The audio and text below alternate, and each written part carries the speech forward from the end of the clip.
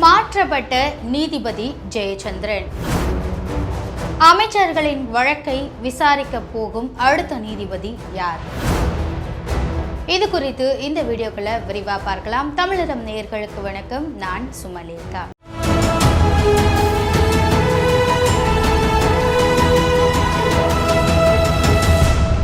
அமைச்சர்களின் வழக்குகளை தாமாக முன்வந்து விசாரித்த நீதிபதி ஆனந்த் வெங்கடேஷ் அவர்கள் மதுரை கிளைக்கு மாற்றப்பட்டதால சுழற்சி முறையில நீதிபதி ஜெயச்சந்திரன் அவர்கள் இந்த ஆனந்த் வெங்கடேஷ் அவர்கள் விசாரித்த வழக்குகள் எல்லாத்தையும் இவர் விசாரிச்சுட்டு இருந்தாரு.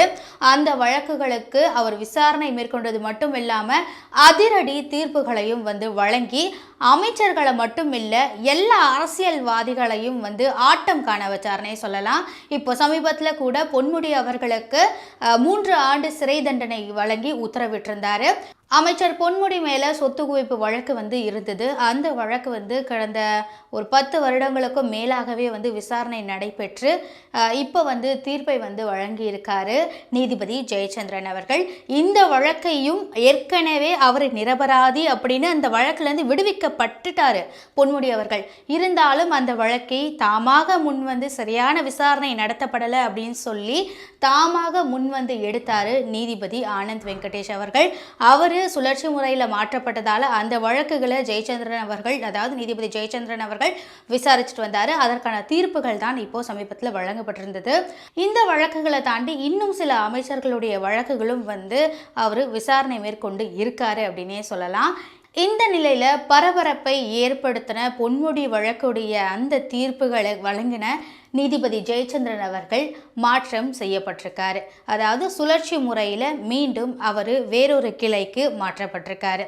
அப்போ இவர் மாற்றப்பட்டுட்டாரே, இந்த வழக்கு மீண்டும் யார் விசாரிக்க போறாங்க அப்படின்ற கேள்வி எழும் பட்சத்தில் மீண்டும் நானே வரேன் அப்படின்னு சொல்லி நீதிபதி ஆனந்த் வெங்கடேஷ் அவர்கள் வந்திருக்காரு. ஸோ வரப்போகிற ஜனவரி மாதத்தில் இருந்து இந்த அமைச்சர்களுடைய வழக்குகளை ஆனந்த் வெங்கடேஷ் அவர்கள் தான் விசாரிக்க இருக்காரு. நீதிபதி ஆனந்த் வெங்கடேஷனுடைய முன்னாடி ஹிஸ்ட்ரியெல்லாம் பார்த்தீங்க அப்படின்னா அவர் எந்த மாதிரியான தீர்ப்புகளை வழங்கியிருக்காரு அப்படின்றது உங்களுக்கு புரிய வரும். இவர் எப்படி அமைச்சர்களுடைய வழக்குகளை தாமா முன் எடுத்தாரு, எதை குற்றமா பார்த்தாரு அப்படின்றத பார்க்கலாம். நீதிபதி ஆனந்த் வெங்கடேஷ் அவர்களுடைய ஒரு தாக்கத்தை ஏற்படுத்தக்கூடிய ஒரு தீர்ப்பு என்னன்னு பார்த்தீங்கன்னா, ஓரின சேர்க்கையாளர்களுக்கான பாதுகாப்பான ஒரு தீர்ப்பு. அந்த தீர்ப்பை அவர் வழங்கியிருந்தாரு.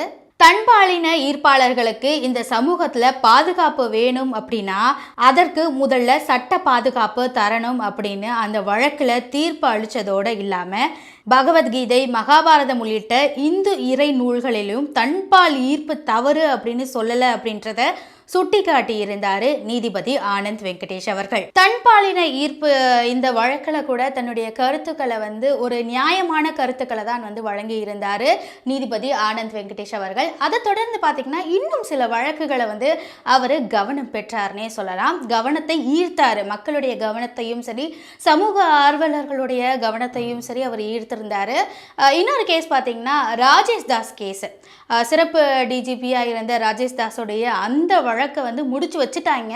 இருந்தாலும் அந்த வழக்கை தாமா முன் நீதி கிடைச்சே ஆகணும்னு எடுத்தாரு நீதிபதி ஆனந்த் வெங்கடேஷ் அவர்கள். இதை தொடர்ந்து பார்த்தீங்கன்னா அவர் வேற எங்கே கை வச்சார்னு பார்த்தீங்கன்னா அமைச்சர்களுடைய வழக்குகள். அமைச்சர்களுடைய வழக்குகள் முன்னாடி முடிச்சு வைக்கப்பட்டுடுச்சு. ஃபார் எக்ஸாம்பிள் சொல்லணும் அப்படின்னா இப்போ சமீபத்தில் நடந்த அமைச்சர் பொன்முடியோடைய வழக்கு.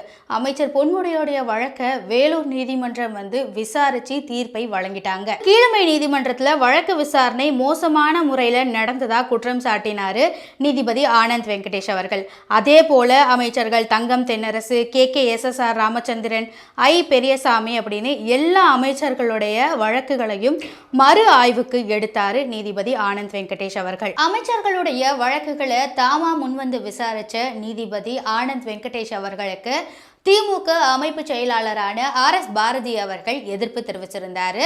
அவர் என்ன சொன்னார்னு பார்த்தீங்கன்னா, நீங்கள் திமுக அமைச்சர்களுடைய வழக்குகளை எடுத்து அதாவது தாமா முன்வந்து விசாரிக்கிறீங்களே, முடிச்சு வச்ச வழக்கை தாமா முன்வந்து விசாரிக்கிறீங்களே, ஆனால் இதே போல் அதிமுக அமைச்சர்களுடைய வழக்குகளையோ இல்லை எடப்பாடி பழனிசாமி அவர்களுடைய அந்த டெண்டர் வழக்குகளையோ நீங்கள் விசாரிக்கிறப்போ என்ன சொன்னீங்க அப்படின்னா, அந்த வழக்குகளை மீண்டும் மறு ஆய்வு செய்கிறது நீதிமன்றத்துடைய நேரத்தை வந்து வீணடிக்கிறதா அப்படின்னு ஒரு கருத்தை வந்து தெரிவிச்சிருந்தீங்க. ஸோ அதிமுகவை வந்து நீங்கள் கண்டுக்காமல் இருக்கீங்க அப்படின்றது தான் நீதிபதி ஆனந்த் வெங்கடேஷ் அவர்களுக்கு திமுக அமைப்பு செயலாளரான RS பாரதி அவர்கள் தெரிவிச்சிருந்தார். இது எல்லாத்தையும் கேட்ட ஆனந்த் வெங்கடேஷ் அவர் OPS மற்றும் வளர்மதி அவர்களுடைய கேஸுகளை வந்து தாமா முன் வந்து எடுத்து விசாரிக்க ஆரம்பிச்சாரு.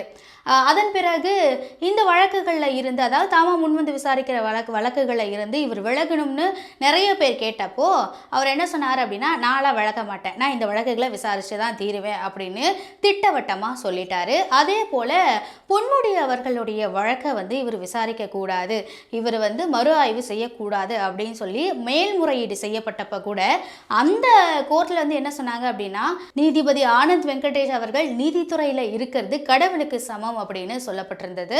அது மட்டும் இல்லாமல் நீதிபதி அவர்கள் ஆனந்த் வெங்கடேஷ் தான் வந்து இந்த அமைச்சர்களுடைய கேஸுகள்லாம் விசாரிப்பார் அப்படின்னு திட்டவட்டமாக அவர் மட்டும் இல்லை எல்லோருமே வந்து சொன்னாங்க. இப்படி அவருக்கு எதிராக நிறைய பேர்கள் கருத்து சொல்ல ஆரம்பிக்கிற நேரத்தில் தான் சுழற்சி முறையில் நீதிபதி ஆனந்த் வெங்கடேஷ் அவர்கள் மதுரை கிளைக்கு மாற்றப்பட்டார்.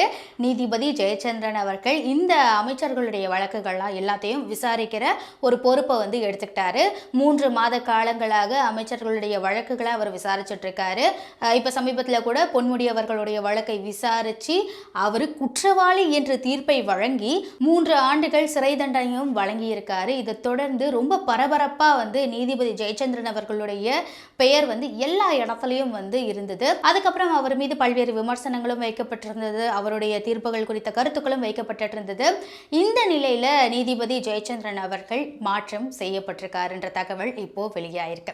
அதாவது வரப்போற ஜனவரி 2ஆம் தேதியில இருந்து அமைச்சர்களுடைய வழக்குகளை மீண்டும் விசாரிக்க இருக்காரு நீதிபதி ஆனந்த் வெங்கடேஷ் அவர்கள். ஸோ ஆனந்த் வெங்கடேஷ் அவர்கள் இந்த வழக்குகளை விசாரிக்கும் பட்சத்தில் நீதிபதி ஜெயச்சந்திரன் அவர்கள் மீண்டும் வேறொரு கிளைக்கு மாற்றப்பட இருக்காரு அப்படின்ற தகவலும் இப்போ வெளியாயிருக்கு. இதை தொடர்ந்து பார்த்தீங்க அப்படின்னா, இந்த பிரதிநிதிகள் இருக்காங்களா, மக்களால் தேர்ந்தெடுக்கப்பட்ட பிரதிநிதிகள், அமைச்சர்கள் அப்படின்னு எல்லாருக்குமே வந்து ஒரு பீதி வந்து கிளம்பியிருக்குன்னே சொல்லலாம். இவர் வந்துட்டாருப்பா, இவர் வந்தால் யாரை பிடிக்க போகிறாரு அப்படின்ற ஒரு குழப்பத்திலேயே வந்து இருக்காங்க. எந்தெந்த கேஸ்லலாம் வந்து அவர் தாமா முன் வந்து விசாரிக்க இருக்காரு இப்படின்ற நிறைய கேள்விகளோட பலரும் வந்து காத்துட்ருக்காங்க. பொறுத்திருந்து பார்ப்போம் நீதிபதி ஆனந்த் வெங்கடேஷ் அவர்கள் அடுத்து எந்த கேஸை வந்து தாமா முன் வந்து விசாரிக்க இருக்காரு அப்படின்றத. அதுவரை உங்களிடம் விடைபெறுவது சுமலேகா. நன்றி, வணக்கம்.